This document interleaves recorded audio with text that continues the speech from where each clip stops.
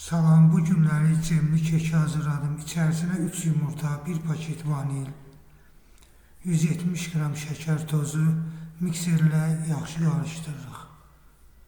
100 qram duru yağ əlavə edib, 100 qram da süd əlavə edirik.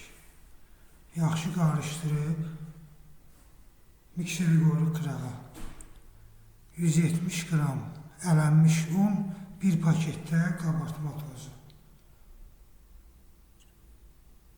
Yaxşı qarışdırıb,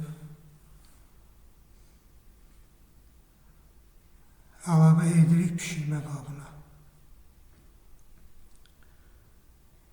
Yayırıq qabda, sirkələyib pişiririk. 170 dərəcədə 35 dəqiqə pişirmək lazımdır.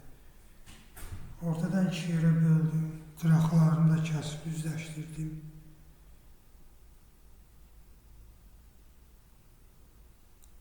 Qıraqdan çıxanları doğrayıcıda büyütdüm.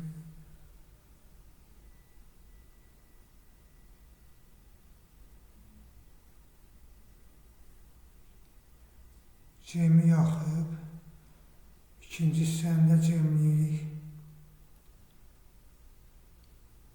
və oxaqla üzərini örtürük.